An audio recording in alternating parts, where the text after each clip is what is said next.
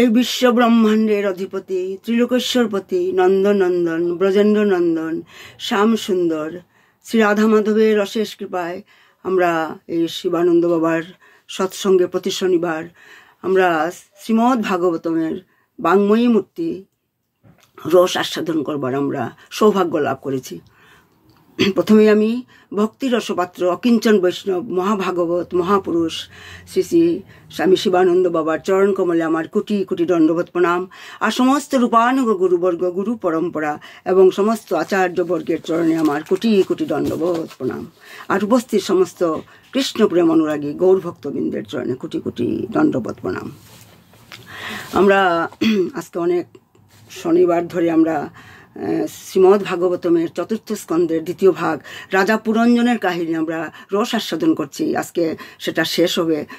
রাজা পুরঞ্জন হচ্ছে মানে জীবাত্মার প্রতীক, মানে আমরা প্রত্যেকেই একজন পুরঞ্জন। পুরন মানে দেহ, জন মানে রাজা। আমরা প্রত্যেকেই আমাদের দেহের রাজা, আমরা এক একজন রাজা। হ্যাঁ, সেই পুরঞ্জন কারণ সারা জগৎ, সমস্ত জগৎ এবং সমস্ত জাগতিক জ্ঞান প্রকৃতির 3 গুণের অন্তর্ভুক্ত, মানে জীব প্রকৃতির 3 গুণের প্রভাবে কর্ম করে। এই রাজা পুরঞ্জন তিনি রজ সত্য রজ তম 3টা গুণ, তো রাজা পুরঞ্জন রজ এবং তম গুণের দ্বারা বিশেষভাবে প্রভাবিত হয়েছিলেন। এবং তিনি রাজা পুরঞ্জন তিনি যখন শিকার করতে বেরিয়েছিলেন তখন তার তীক্ষ্ণ বাণের দ্বারা বিদ্ধ হয়ে মানে বনের বহু পশু অসহ্য বেদনায় তাদের প্রাণ ত্যাগ করেছিল। রাজার এই বিভৎস বিনাশকার্য দর্শন করে দয়ালু ব্যক্তিরা অত্যন্ত অপ্রসন্ন হয়েছিলেন। তারা মানে অখুশি হয়েছিলেন, দুঃখ পেয়েছিলেন, মনে ব্যথা পেয়েছিলেন, কারণ তারা এই প্রকার হত্যাকার্য দর্শন করে সহ্য করতে পারেননি। কারণ তাই আমরা দেখছি এই প্রকৃতির 3 গুণের প্রভাবে মানুষ কর্ম করে, মানে তাই তো ভগবান শ্রীকৃষ্ণ অর্জুনকে কি বলেছিলেন, নৈর্গুণা বিষয়া বেদা নিশ্চয়ই গুণা ভবার্জুন নির্দ্বন্দ্ব নিত্য সত্যষ্ট নির্যোগ শ্যাম আত্মবান। মানে অর্জুনকে বলেছিলেন, হে অর্জুন, তুমি সেই সমস্ত গুণের অতীত হও, সমস্ত দ্বন্দ্ব ভাব থেকে লাভ এবং সুরক্ষার সমস্ত দুশ্চিন্তা থেকে তুমি মুক্ত হও এবং আত্মায় অবস্থান করো। আত্মায় অবস্থান খুব গুরুত্বপূর্ণ করে, আত্মায় অবস্থান করো, তার মানে দেহাত্ম বুদ্ধি থেকে তুমি বের হয়ে আসো। কারণ আমরা সবসময় আমরা জড়বুদ্ধি সম্পন্ন মানুষ, আমরা ভাবে কি আই এম দ্য বডি, আমি যে চিন্ময় আত্মা সেটা বুঝি না। ঠিক সেইভাবে অর্জুনেও ক্ষণকালের জন্য মতি বিভ্রম হয়েছিল। আসলে কি মতি বিভ্রম হয়েছিল? কখনো নয়। অর্জুন হচ্ছে পরম বৈষ্ণব, ভগবানের পরম ভক্ত, তার কখনো মতিভ্রম হতে পারে না। কিন্তু আমাদেরকে শিক্ষা দেবার জন্য এই লীলাগুলি রচনা হয়েছিল। তাই অর্জুনকে বলছেন সমস্ত দ্বন্দ্বভাব কাটাও তুমি এবং আত্মায় অবস্থান করো, না হলে এই 3 গুণের তরঙ্গের আঘাতে কি হবে, সংসার সমুদ্রে নিমজ্জিত হবে। সেভাবেই তো আমরা নিমজ্জিত হচ্ছি। আমরা সেই চর্বিত বস্তু চর্বণ করেই চলছি। আমাদের আগের জন্মে যা আমরা করেছি, চর্বণ মানে চিবিয়েছি, চর্বিত বস্তু চর্বণ করেছি, এই জন্ম তো তাই করছি, আমরা প্রত্যেকটা জন্মে করছি। তাই সংসারের সমুদ্রে আমরা নিমজ্জিত হতে হবে আমাদেরকে। আর এই যে রাজা পুরঞ্জন তিনি সত্য না রজ এবং তমগুণের দ্বারা প্রভাবিত হয়ে অসংখ্য পশু হত্যা করেছিলেন। যখন আর এই রাজা পুরঞ্জনের কাহিনী নারদমুনি কাকে শুনিয়েছিলেন নিশ্চয়ই আপনাদের মনে আছে, তবু আমি দিগদর্শনের জন্য বলছি। তিনি রাজা প্রাচীন ভবিষ্যৎকে এই রাজা পুরঞ্জনের কাহিনী শুনিয়েছিলেন। কারণ রাজা প্রাচীন ভবিষ্যৎ তিনি সকাম কর্মে নিযুক্ত হয়ে অনেক পশু বলি করছিলেন, আর নারদমুনি তার গুরুদেব সেখানে উপস্থিত হয়ে তাকে তত্ত্ব জ্ঞান দিয়েছিলেন। তাই রাজা পুরঞ্জন যখন জঙ্গলে অনেক পশু মানে হত্যা করেছিলেন, যারা দয়ালু ব্যক্তি তারা কিন্তু খুশি হতে পারেননি। কারণ শুধু এই হত্যাকার্যের ফলে কেবল সাধু ব্যক্তিদের ব্যক্তিরাই যে দুঃখিত হন তা নয়, এমনকি স্বয়ং ভগবান দুঃখিত হয়ে তিনি বুদ্ধদেব রূপে তিনি অবতরণ করেছিলেন। আপনারা নিশ্চয়ই জানেন ভগবান অনেক অনেক অবতার হয়ে এসেছিলেন, 26 রকমের অবতার বোধ হয় এরকমই ভগবান বুদ্ধদেব হয়ে অবতরিত হয়েছিলেন। তাই তো জয়দেব গোস্বামী, আমাদের জয়দেব গোস্বামী তাই সুন্দর করে তিনি গিয়েছেন, সদয় হৃদয় দর্শিত পশু ঘাতম। সদয় হৃদয় দর্শিত মানে যজ্ঞের নামে পশু হত্যা হতে দেখে ভগবানের সদয় হৃদয় ব্যথিত হয়েছিল। কারণ ভগবান হচ্ছেন করুণাময়, তিনি আমাদের পরম পিতা, আমরা তারই সন্তান। তার হৃদয় ব্যথিত হয়েছিল, কারণ আমরা মানুষ যেমন সন্তান, পশুরাও তো ভগবানের সন্তান। এইমাত্র কুলমণি দাদা যেটা বললেন, প্রত্যেকের হৃদয়ে, একটা পিপিলিকা থেকে আরম্ভ করে ব্রহ্মার হৃদয়, প্রত্যেকের হৃদয়ে পরমাত্মা, ভগবান পরমাত্মা হয়ে বসে আছেন। কিন্তু তাই সবাই ভগবানের সন্তান। তাই ভগবানের সদয় হৃদয় ব্যথিত হয়েছিল সেই পশু হত্যা দেখে, এবং সেই পশু হত্যা বন্ধ করার জন্য তিনি কৃপাপূর্বক আউট অফ হিস মার্সি তিনি বুদ্ধদেব রূপে আবির্ভূত হয়েছিলেন। কিন্তু অনেক মানুষ আছে, অনেক কিছু কিছু যারা মূর্খ মানুষ, তারা বলে যে পশুদের কোনো আত্মা নেই, পশুদের আত্মা নেই, তারা পাথরের মতো জড়ো। এইভাবে তারা যুক্তি প্রয়োগ করে নিজের তৃপ্তি, ইন্দ্র তৃপ্তির জন্য। আর পশু হত্যার ফলে কোনো পাপ হয় না, সেটাও তারা বলে। প্রকৃতপক্ষে যারা বলে যে পশুরা পাথরের মতো জড়ো নয়, আসলে যারা বলে যে পশুরা জড়ো, তাদের কোনো আত্মা নেই। আসলে পশুরা কিন্তু জড়ো নয়, বরং যারা পশুদের হত্যা করে তারা তারা তারা পাথরের মতো কঠিন তাদের হৃদয়, সেটাই বলা হচ্ছে। এটাই হচ্ছে তত্ত্ব সিদ্ধান্তের কথা। তাই যারা নারদ মুনির মতো মহাত্মা এবং যারা তার পরম্পরার উপদেশ আমাদের মহাজনেশ্বর গত ইতিপন্থা, মহাজনরা যাই বলে গেছেন, ভাগবত ধর্ম যেটা বলে গেছে সেটাই তো আমাদেরকে মানতে হবে, যেহেতু আমরা গৌড়ীয় সম্প্রদায়ের, যেহেতু আমরা গৌড়ীয় বৈষ্ণব। কারণ আমাদের গুরুদেব হচ্ছেন গৌড়ীয় বৈষ্ণব, গুরু পরম্পরা। আমাদের হচ্ছে মধ্যাচার্য গৌড়ীয় সম্প্রদায়, আমরা ব্রহ্মা মধ্যাচার্য গৌড়ীয় সম্প্রদায়। তাই নারদ মুনির মতো মহাত্মা এবং তার পরম্পরার উপদেশ যারা গ্রাহ্য করে না, তারা অবশ্যই নষ্টপ্রজ্ঞ এবং তাদের অপকর্মের ফলে তারা নরকগামী হচ্ছে। তাই তো আমাদের স্বরগোস্বামী, রূপগোস্বামীও তিনি বিশ্লেষণ করেছেন যে অজ্ঞানের ফলে মানুষ পাপ কর্ম করে। এই পাপ কর্মের পরিণাম হচ্ছে কি দুঃখ কষ্ট ভোগ করা। আর যারা অজ্ঞান, যারা আইন লঙ্ঘন করে, দেশের যে কোনো নাগরিক দেশের রাষ্ট্রে, সেখানেও সরকারও তাকে রাষ্ট্রের আইন অনুসারে দণ্ডভোগ করতে হয়, তেমনি প্রকৃতির আইনও অত্যন্ত কঠোর। যদি একটা শিশু, একটা বাচ্চা যদি অজ্ঞানতাবশত, আউট অফ ইগনোরেন্স আগুনে হাত দেয়, তাহলে যদিও সে একটা শিশু, তবুও তার হাতটা পুড়ে যাবে। সে শিশু বলে কি হাত পুড়বে না? নাকি পুড়বে, কারণ আউট অফ ইগনোরেন্স সে আগুনে হাত দিয়েছে। একটা শিশু যদি প্রকৃতির নিয়ম লঙ্ঘন করে, প্রকৃতি তাকে করুণা করে না। তাই অজ্ঞানের বসে কেবল মানুষ প্রকৃতির নিয়ম লঙ্ঘন করে, এবং মানুষ যখন এই অজ্ঞানতার বসেই তো করে এই নিয়ম লঙ্ঘন করে, অজ্ঞানতার বসায়। যখন জ্ঞান যদি থাকতো নিশ্চয়ই করতো না। তাই সে যখন জ্ঞান লাভ করে তখন সে আর পাপ কর্ম করে না। তাই আমাদের শাস্ত্রে অনেক আমাদের মহাজনরা অনেক কনসেশন দিয়েছে, অনেক, কারণ ভগবান হচ্ছেন দয়ালু। তাই বলা হচ্ছে যে মানুষ যখন এইমাত্র কুলমণি দাদা বললেন তদ্বিদ্ধি পরিবাতেন পরিপ্রেষ্টন সে বলা, সত্যিই তো মানুষ যখন সাধু ব্যক্তির সংস্পর্শে আসে তখন সে প্রকৃতির কঠোর নিয়ম সম্বন্ধে অবগত হয়, এবং তখন সে আস্তে আস্তে ধর্মপরায়ণ হয়, সত্যগুণের প্রতি ধাবিত হয়। মানুষ যতই পাপী হোক না কেন, যতই পাপ করুক, যেমন অজামিল, যেমন দস্যুরত্নাকর, কত মানুষ হত্যা করেছে, লুণ্ঠন করেছে, সেও তো নারদমণিকে পেয়ে মানে দীক্ষা লাভ করে গুরু হিসাবে পেয়ে সে একটা বাল্মীকি হয়েছিল, রত্নদস্যাকর বাল্মীকি হয়ে গিয়েছিল। তাই অজামিল সে সারা জীবন পাপ করেছে, সে বিষ্ণুদূতরা সে তাকে নিয়ে গিয়েছিল। সে অনেক অনেক এরকম উদাহরণ আছে আমাদের শাস্ত্রে। তাই মানুষ যতই পাপী হোক না কেন, সে যদি সদ্গুরুর কাছ থেকে জ্ঞান লাভ করে, মানে জ্ঞান প্রাপ্ত হয়, তদ্বিদ্ধি পরিপ্রেষ্টেন সেবয়া, জ্ঞান লাভ করে, এবং তখন তার সমস্ত পূর্বকৃত পাপ কর্মের জন্য যদি সে অনুতপ্ত হয়, রিপেন্টেন্স যদি আসে, এবং রিপেন্টেন্স এসে যখন সে পাপ কর্ম করা বন্ধ করে, তাহলে সে তৎক্ষণাৎ সে ভগবত ধামে ফিরে যাওয়ার যোগ্য হয়, ব্যাক টু গডহেড, মানে জন্ম মৃত্যুর বন্ধন থেকে মুক্তি লাভ করতে পারে। তাই আমরা দেখছি আমাদের এই তিনটা গুণ থেকে আমাদেরকে অতিক্রম করতে হবে। আর সেটা করার জন্যই আমাদের গুরুদেব আমাদেরকে এই সৎসঙ্গের ব্যবস্থা করে দিয়েছেন।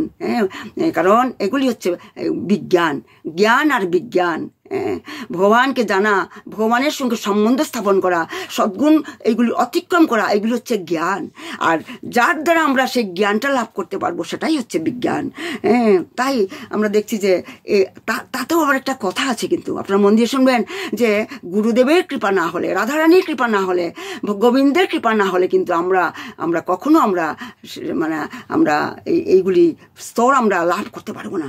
তাই গোবিন্দের কৃপা, গুরুদেবের কৃপা ছাড়া কেউ গোবিন্দের কথা শ্রবণ করতে পারে না। এমনকি এই সুযোগ দেবতাদেরও জন্য দুর্লভ, এই একটা দেবতাদের জন্য দুর্লভ।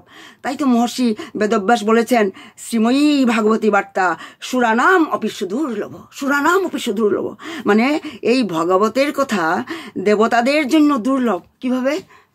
একটা ছোট্ট একটা লীলা, যে কারণ আমরা দেখছি আমরা এতই সৌভাগ্যবান যে আমরা ভাগবতের আশ্রয়ে বসে আছি। আমাদের এই সৎসঙ্গে রোজেই ভাগবতের পাঠ হচ্ছে, শনিবার তো হয়েই, তাছাড়াও সপ্তাহের অন্যান্য দিন প্রতিদিন ভাগবতের আমরা আশ্রয়ে আছি, পাঠ হচ্ছে। এই সৌভাগ্য দেবতাদেরও হয়নি, কিন্তু এটা মনে রাখবেন, দেবতাদেরও হয়নি এই সৌভাগ্য, ভাগবত শোনার সৌভাগ্য।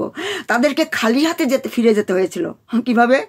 একবার যখন শ্রী সুখদেব গোস্বামী যখন রাজা পরীক্ষিত মহারাজকে ভাগবত শোনাচ্ছিলেন, নৈমিষারণ্যে 88,000 সাধু ঋষি মুনিরা বসে সেখানে তপস্যা করছিলেন, যাগযজ্ঞ করছিলেন, সেখানে সুখদেব পরীক্ষিতের ভাগবত শোনাচ্ছিলেন। আর ঠিক সেই সময় স্বর্গের সমস্ত দেবতারা তারা সেখানে উপস্থিত হয়েছিলেন। আর কি নিয়ে এসেছিলেন? সুধা কুম্ভম, মানে অমৃতের কলসি সঙ্গে নিয়ে এসেছেন। আর সুখদেব গোস্বামী দেবতাদের দিকে মনে করলেন, আরে হঠাৎ দেবতারা তো আসলে মানে যেখানে কোথাও কিছু একটা পাওয়ার থাকে সেখানেই তো যায়, মানে নিশ্চয়ই কোনো একটা মানে স্বার্থ একটা নিয়ে এসছে, যার জন্যে এই মর্তলোকে দেবতারা এসে গেছে। কারণ আমরা দেখেছি, আমরা জড়জগতেও দেখেছি, যখন এই যে যারা মানে সবাই কথা বলা হচ্ছে না, কিন্তু এটা আমার যাতে অপরাধ না হয়ে যায়, যেমন বড় বড় নেতা মন্ত্রী যখন আসে তখন বুঝতে হবে নিশ্চয়ই তাদের স্বার্থের জন্য এসেছে। তাই সুখদেব প্রভু তাদেরকে জিজ্ঞাসা করলেন দেবতাদের, যে আপনারা এখানে হঠাৎ কেন এসেছেন? তখন দেবতারা হাত জোড় করে বলল যে আমরা একটা জিনিস আমরা দিতে এসেছি, আমরা মানে বদলাতে এসছি, আমরা মানে দেয়া নেয়া মানে এটা বিজনেস, মানে আর কি বিজনেস, যাই মানে এক কথায় বিজনেস মানে দেয়া নেয়া। আমরা শুনেছি যে রাজা পরীক্ষিত মহারাজ 7 দিন পরে তক্ষকের দংশনে মারা যাবেন, তাই আমরা এই অমৃতের কলস নিয়ে এসেছি। তখন সুখদেব গোস্বামী বলছেন যে সাপের দংশনে মারা যাবে, তাকে মৃত্যুর থেকে মুক্তি মানে জন্য এই ভাগবত শ্রবণ করানো হচ্ছে। তখন দেবতারা বললেন যে আমরা পরীক্ষিতের জন্য, মহারাজ পরীক্ষিতের জন্য এই অমৃত নিয়ে এসেছি, তিনি সেটা পান করলে তার মৃত্যু হবে না, অমর হয়ে যাবেন, মৃত্যুর ভয় থাকবে না। তখন সুখদেব গোস্বামী বললেন, তার বদলে তোমরা কি চাও? তখন দেবতারা বললেন, তার বদলে আপনি আমাদের সঙ্গে আপনি স্বর্গে চলুন, সেখানে গিয়ে মানে ভাগবত পাঠ করান। কারণ দেবতারা তাদের গুরুদেবের মুখে শুনেছিল যে ভাগবত যারা শুনে তারা মানে কি বলা হয়, মানে ব্যাক টু গড হেড, জন্ম মৃত্যুর বন্ধন থেকে মুক্ত পেয়ে যায়। কারণ দেবতারাও কিন্তু জন্ম মৃত্যুর বন্ধনে আবদ্ধ, কিন্তু এটা আমাদের জানতে হবে। মানুষ যেমন জন্ম মৃত্যুর বন্ধনে আবদ্ধ, দেবতাদের পুণ্য কর্ম যখন শেষ হয়ে যাবে আবার তাদেরকে মর্তধামে ফিরে আসতে হবে। তাই দেবতারা বললেন আমাদেরকে স্বর্গে যান, স্বর্গে আসুন আমাদের সঙ্গে, আমরা এই অমৃতের কলস দেব, মহারাজ পরীক্ষিত অমর হয়ে যাবেন। তখন সুখদেব গোস্বামী মুস্কি এসে বললেন, আরে তোমরা কি কাচের টুকরার সঙ্গে হীরার বিনিময় করতে এসেছো? হ্যাঁ, সেই হীরাকে কে চিনতে পারে? একটা জহুরিই তো হীরাকে চিনতে পারবে। কাচকে যদি আমরা পরিষ্কার করে দিই, সেই কাচের আর হীরাকে একসঙ্গে রাখলে কেউ বুঝতে পারবে না, একমাত্র জহুরিই তার বিচার করতে পারবে। তাই সুখদেব গোস্বামী বলছেন অমৃতের সঙ্গে ভাগবতের তুলনা হতে পারে না, সেখানে ভাগবতের ফল পাওয়া যায় না। তখন সুখদেব গোস্বামী মনে মনে বিচার করলেন যে দেবতাদের মনে ভক্তি নেই, তাদের মনে যদি ভক্তি থাকতো তবে তো তারা এই মর্তলোকে সেখানে বসেই সেই নদীর কিনারে যেখানে বসে পাঠ হচ্ছিল সেখানে তো বসে তারা সেই ভাগবত পাঠ শুনতে পারতো। কিন্তু তারা সেটা চাইছে না, তারা চায় সুখ, মানে সুখে থেকে ভগবত শুনতে। তাই যারা সুখ চায় তাদের সুখীর জন্য কিন্তু ভক্তি নেই, সুখীর জন্য ভক্তি নেই।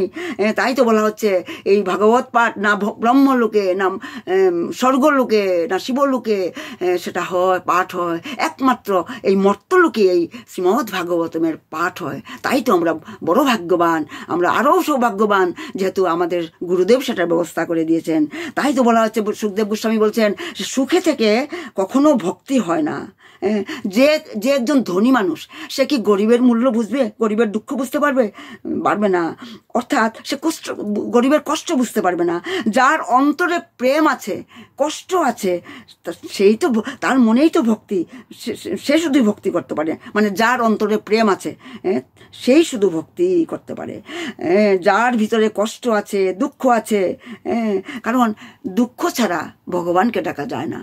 তাই তো আমরা দেখেছি পঞ্চপাণ্ডবের মা কুন্তী দেবী, তিনি ভগবানকে কি বলেছিলেন? যখন ভগবান বলেছিলেন পিসি তুমি বর প্রার্থনা করো, আমি তো চলে যাচ্ছি দ্বারকাতে, তখন কুন্তী দেবী বলেছিলেন হে গোবিন্দ, আমি কিছুই চাই না, আমি চাই তুমি আমাকে আরো দুঃখ দাও। কারণ দুঃখে আমরা যখন সুখে থাকবো আমরা ভুলে যেতে পারি। তাই আমরা দুঃখী যখন হয়ে যায় তখনই আমরা তো ভগবানকে মন প্রাণ দিয়ে আমরা ডাকি। কারণ সুখে থাকলে ভগবানকে ভুলে যাওয়া হয়। তাই তো বলা হয়েছে যে বিপদে নৈব বিপদে সম্পদে নৈব সম্পদম বিপদে বিস্মরণ বিস্ম সম্পদও নারায়ণ স্মৃতি। মানে যার অন্তরে কষ্ট নেই তার অন্তরে ভক্তিও নেই, আর যার ভিতরে ভক্তি নেই সে ভগবত শোনার অধিকারী হন না। আর কারণ যে অপাত্র মানে অধিকারী নয় তাকে কখনো সেই বস্তু দিতে নেই। অযোগ্যকে মানে নো দদৌচ কথামৃতম, মানে অপাত্রকে ভগবত কথা শোনাতে নেই। আমরা যে একটা কথা আছে না, অপাত্রে দান করতে নেই। তার মানে আমরা দেখেছি যে যারা মহাপুরুষ, যারা জ্ঞানী, তারা যাকে তাকে তারা উপদেশ প্রদান করেন না। তাই সুখদেব গোস্বামী তিনি দেবতাদের বললেন যে তোমরা এখান থেকে চলে যাও, তোমরা চলে যাও, কারণ তোমাদের জন্য এই ভাগবত নয়, তোমরা চলে যাও। তখন দেবতারা মনে ভীষণ রাগ, মনে মনে রাগ, কিছু বলতে পারছে না যে আমরা দেবতা, আমরা অমৃতের কলস নিয়ে এসেছি সুখদেবের জন্য, পরীক্ষিত মহারাজের জন্য, আর তিনি আমাদেরকে অমৃতের বদলে ভাগবত শোনাতে চান না। অমৃতের থেকেও বড় সেই ভাগবত কি করে তারা বুঝতেই পারছে না। তারা তখন কি করলো, তাদের পিতা ব্রহ্মার কাছে গেল, ব্রহ্মাকে গিয়ে সমস্ত খুলে বলল। তখন ব্রহ্মাজি শুনে বললেন তোমরা 7 দিন অপেক্ষা করো, দেখো কি হয়। 7 দিন পরে দেখা গেল সেই 7 দিন নিরন্তর ভগবত কথা শুনে পরীক্ষিত মহারাজ চতুর্ভুজ রূপ ধারণ করে বিমানে করে তিনি বৈকুণ্ঠে গমন করলেন। আর ব্রহ্মা রাজা পরীক্ষিতের মুক্তি দেখে বিধাতা ব্রহ্মা পর্যন্ত আশ্চর্য হয়ে গেলেন। কারণ হাজার হাজার বছর তপস্যা করে কি বলা হয়, মানুষ ভজন করে তারপরে যদি সুকৃতি বা পুণ্য হয় তবে মুক্তি হয়। স্বর্গ নরক মর্তলোকে মানুষ এইভাবেই তো ঘুরতে থাকে। কারণ আমরা মুক্তি লাভ করা মানে কি? মুক্তি লাভ কিন্তু শেষ নয়, সেখানে আমরা এই জন্ম মৃত্যুর চক্রতে আমরা ঘুরতে থাকবো। আমরা সহজে মুক্তি হয় না, স্বর্গে গেলেও আমাদের মুক্তি হয় না। পুণ্যের ফলে আমাদের স্বর্গ লাভ হয়, তা তো ঠিক। আমরা অনেক পৃথিবীতে মানুষ অনেক পুণ্য কাজ করে থাকে, অনেক দান, দাতব্য, চিকিৎসালয়, অনেক চ্যারিটি, অনেক পুণ্য কাজ, যজ্ঞ অনুষ্ঠান করে থাকি। সেটা করার ফলে আমাদের স্বর্গ লাভ হয়, কিন্তু সেটা ঠিক। কিন্তু সেই পুণ্যের ফল শেষ হয়ে গেলে আবার মরতে আমাদের ফিরে আসতে হয়। তাই আসল মুক্তি মানে কি? মুক্তি কি মানে? একমাত্র ভগবত প্রাপ্তির, গোবিন্দকে ভালোবাসা, গোবিন্দর চরণে পৌঁছাই হচ্ছে আসল মুক্তি। এটাই হচ্ছে যেটা আমাদের গুরুদেব সবসময় বলেন। সেটা রাধারানীর চরণে পৌঁছাই হচ্ছে জীবনের, মনুষ্য জীবনের প্রকৃত উদ্দেশ্য। মানে রাধারানীর চরণে পৌঁছলেই তো আমরা গোবিন্দর চরণে পৌঁছতে পারবো, সেটাই হচ্ছে আসল মুক্তি। তাই তো বলা হচ্ছে যে যদি আমরা গোবিন্দের কাছে যেতে চাই, আমরা যদি মুক্তি পেতে চাই, তবে আমাদেরকে কি করতে হবে? আমাদের তার অধিকারী হতে হবে।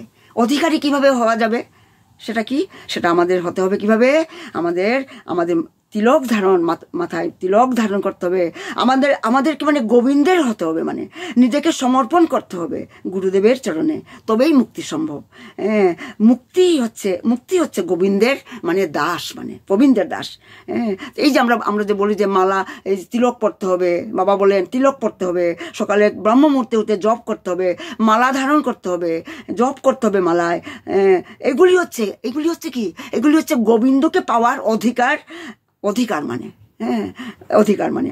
আর যতক্ষণ পর্যন্ত মানে অধিকারী হব না, ততক্ষণ পর্যন্ত আমরা সেখানে আমরা যেতে পারবো না। প্রবেশ সম্ভব নয়। তাই দেবতারা আশ্চর্য হয়ে গেল যে একমাত্র মানে মাত্র 7 দিন ভাগবত শুনে পরীক্ষিতের মুক্তি হয়ে গেল একমাত্র ভাগবতের আশ্রয় নিয়ে। ব্রহ্মা তখন কি করলেন? সমস্ত দাড়িপাল্লায় সমস্ত শাস্ত্র, পুরাণ, উপনিষদ, যত শাস্ত্র, সমস্ত স্মৃতিশাস্ত্র, মনু সঙ্গে সমস্ত শাস্ত্রগুলি তিনি একটা পাল্লায় রাখলেন, আর ভাগবত একটা পাল্লায় রাখলেন। আর দেখা গেল যতই শাস্ত্র রাখছেন, আরো অনেক শাস্ত্র, পাল্লাটা সেই ভাগবতের পাল্লা অনেক ভারী, মানে ভারী, মানে উপরে একদম মানে ভারী হয়ে সেই পাল্লাতে বসে আছে, নড়চড় নেই, মানে তাই ভাগবতের জয়কার হতে লাগলো। মানে তার শ্রেষ্ঠেরও শ্রেষ্ঠ, মানে এই সংসারে ভাগবতের উপরে আর কিছু নেই। আর এই ভাগবত দেবতাদের জন্য নয়, দেবতাদের জন্য দুর্লভ বলা হয়েছে, কারণ এই ভাগবতম একমাত্র মর্তলোকেই এখানে পাঠ করা হয়। তাহলে আমাদের ভাবতে হবে আমরা কত ভাগ্যবান, আমরা ভাগবতের চরণে বসে আছি। তাই এই ভাগবত কি? এই যে আমরা ভাগবত, এই পুস্তক, গ্রন্থ, এটা তো একটা গ্রন্থ। সেটা কি মানে? সেটা কি একটা শুধু গ্রন্থ, একটা বই মাত্র? না, এই ভাগবতম হচ্ছে শ্রীমদ ভাগবতম আখ্যায়ম প্রত্যক্ষ কৃষ্ণ বহি, মানে সাক্ষাৎ কৃষ্ণ। কিন্তু সাক্ষাৎ কৃষ্ণ দুটাই কিন্তু একই তত্ত্ব, মানে ভগবানের, এটা কোনো পার্থক্য নেই। এই গ্রন্থ ভাগবত আর স্বয়ং যে ভগবান, স্বয়ং মুরলীধারী যশোদানন্দন, বৈজয়ন্তনন্দন, তার মধ্যে কোনো পার্থক্য নেই, একই তত্ত্ব ভগবানের। কারণ ভগবানের 3 রকমের বিগ্রহ আছে। একটা হচ্ছে আমরা একটু আজকে মানে এই যে পুরঞ্জনের চ্যাপ্টারটা শেষ হয়েছে, তাই একটু আমরা ভাগবতের মাহাত্ম্য এবং এইগুলো আমরা আলোচনা করছি। কারণ কোনোদিন সময়ের অভাবে এগুলো আলোচনা করার সময় হয় না। ভগবানের 3 রকমের বিগ্রহ আছে, বাংময়ী, চিন্ময়ী এবং মৃন্ময়ী বিগ্রহ। এবং চিন্ময়ী বিগ্রহ মানে হচ্ছে যাকে আমরা আমাদের এই জড়চক্ষু দিয়ে, জড় মন দিয়ে আমরা দেখতে পাই না, কিন্তু সেটা আছে, আমরা দেখতে পাই না আমরা, কারণ আমাদের ডিফেক্টিভ আমাদের ইন্দ্রিয়গুলি। আমরা রজ্জু দেখে সর্প বলে ভ্রম করি। আর দ্বিতীয় হলো কি, আমরা সেগুলো শর্টকাটে আমি বলে যাচ্ছি।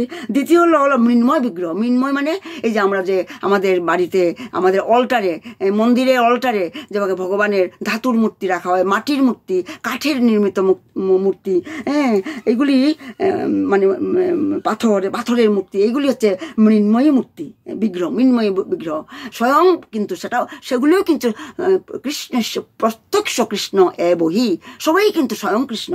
আর তৃতীয় হলো বাংময়ী বিগ্রহ। আর বাং মানে শব্দের অর্থ হচ্ছে বাণী বা শব্দ। বাক মানে শব্দ বা বাণী, এটা। আর তাই এই শ্রীমদ ভাগবতম যে গ্রন্থটা বসে আমরা পাঠ করছি, সেটা হচ্ছে শব্দময় বিগ্রহ। আর তা হচ্ছে শ্রীমদ মানে লিটারেরি ইনকার্নেশন, ভগবান শ্রীকৃষ্ণ, লর্ড কৃষ্ণ।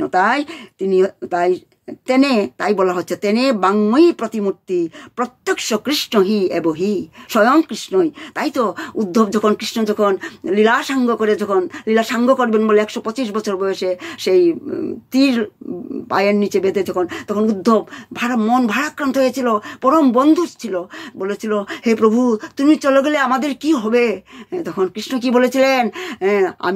আমি একটা জিনিস দিয়ে যাব। তাই তো দিয়ে গেছেন শ্রীমদ্ ভাগবতম। তুমি উদ্ধবকে বলেছিলেন প্রতিটি পৃষ্ঠায় প্রতিটি পাতা যখন খুলবে তুমি আমাকেই দেখবে, আমাকে তাই তুমি মানে তুমি will not separated from me. তাই তোমাকে লেমেন্ট করতে হবে না, তোমাকে দুঃখ পেতে হবে না। বইটা যখনই খুলবে প্রত্যেকটা পৃষ্ঠায় আমাকেই তুমি দেখবে, সেটাই তিনি বলেছিলেন। তাই আমাদের এই ভাগবতম প্রত্যেকটা পৃষ্ঠাতে স্বয়ং ভগবান উপস্থিত। আর যেখানে পাঠ হয় স্বয়ং ভগবান, সেখানে স্বয়ং গুরুদেব সাক্ষাৎ কিন্তু থাকেন। এই যে আমরা পাঠ করছি, আমরা এখানে কিন্তু সমস্ত দেবতারা এসে শুনছে, গুরুদেব সাক্ষাৎ এখানে উপস্থিত। সেটা কারণ এটা পূজার স্থান। তাই তো আমাদের গোপাল সবসময় বলে থাকে এটা পূজা, আমরা পূজা করছি। এই সৎসঙ্গ হচ্ছে এটা পূজার স্থান। সেখানে কোনো পলিটিক্স নয়, সেখানে কিছু নয়, সেটা একটা আমরা পূজা করতে এখানে বসেছি। তাই আমাদের মতের বিরোধ থাকতে পারে, কিন্তু সেটা হচ্ছে একটা পূজার স্থান। তাই আমাদের সেটা বুঝতে হবে, মনন করতে হবে, চিন্তন করতে হবে। তাই আমরা দেখেছি এই যে শ্রীমদ্ ভাগবতম, ভগবানের সেটা 12টা স্কন্ধ আছে সেখানে, 335টা অধ্যায় আছে সেখানে, 18,000 শ্লোক আছে সেখানে। আর 12টি স্কন্ধের 12টা স্কন্ধ কি 12টা কেন, 13টা নয় কেন, 14টা নয় কেন? 12টা হচ্ছে ভগবানের দ্বাদশ অঙ্গ, 12টি অঙ্গ 12টি অঙ্গ। প্রথম এবং ফার্স্ট অ্যান্ড সেকেন্ড ক্যান্টু হচ্ছে ভগবানের পা চরণ, আর থার্ড অ্যান্ড ফোর্থ ক্যান্টু হচ্ছে ভগবানের হাঁটু বা জানু। তারপরে ফিফথ ক্যান্টু হচ্ছে ভগবানের নাভি, আর সিক্স ক্যান্টু হচ্ছে ভগবানের হৃদয়। আর 7th and 8th ক্যান্টু হচ্ছে ভগবানের হাত 2 বাহু, আর 9th ক্যান্টু হচ্ছে ভগবানের কণ্ঠ, আর 10ম খণ্ড হচ্ছে ভগবানের মুখ, আর 11 স্কন্ধ হচ্ছে ললাট, আর 12 স্কন্ধ হচ্ছে ভগবানের মস্তক। এই ভাগবত শ্রবণ করতে হলে আমাদের এই জন্য মাহাত্ম্য শ্রবণ করতে হয়। কারণ এই মাহাত্ম্যগুলি পদ্মপুরাণ থেকে নেওয়া হয়েছে কিন্তু। তাই আমরা মাহাত্ম্য না জানলে আমরা ভাগবত বুঝতে পারবো না, মহিমা বুঝতে পারবো না। তাই তো প্রথমেই ভগবানকে বলা হয়েছে সচ্চিদানন্দ বিগ্রহ, সচ্চিদ আনন্দ বিগ্রহ। ভগবান হচ্ছেন সচ্চিদ আনন্দ। কি বললে? আচ্ছা কত মিনিট আছে বলো গোপাল?